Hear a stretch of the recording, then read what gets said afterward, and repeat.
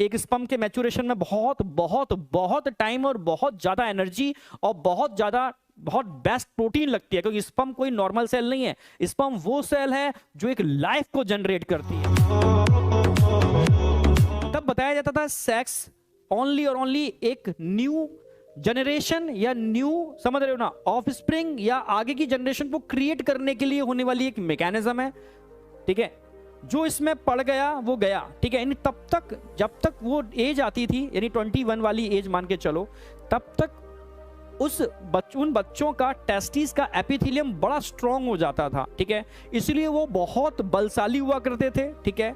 और वो समझते थे किस चीज को कहां यूटिलाइज करना है। पहले ही बोल रहा हूं, मैं टॉपिक से भी हट गया हूं, ठीक है, पर एज अ टीचर मुझे थोड़ा सा बताना पड़ेगा क्योंकि टॉपिक ये वाला आ गया है, इसलिए, ठीक है। इसीलिए हम बोलते हैं कि स्पर्म का लॉस कम से कम करना चाहिए, ठीक है, कम से कम। मैं ये नहीं कहा कि, क्योंकि ये मैकेनिज्म है, स्पर्म रिलीज होगा, ठीक है, फिर मैच्योर होगा। मैच्योर होने का प्रॉपर टाइम देना पड़ेगा, क्योंकि स्पर्म के मैच्योरेशन, स्पर्म का फॉर्मेशन जर्मिनल एपिथेलियम से बन रहा है, जो पूरा मैकेनिज्म बताने वाला हूं मैं, ठीक है।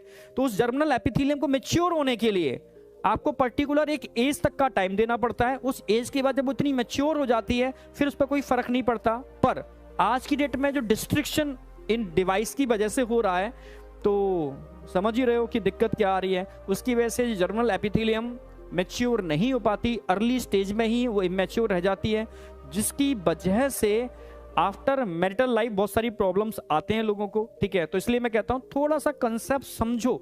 एक स्पर्म को मैच्योर होने में बहुत टाइम लगता है। एक स्पर्म वो सेल है, वंडर सेल कह सकते हो, जो एक लाइफ को जनरेट करती है, ठीक है, एक जिंदगी को बना रही है।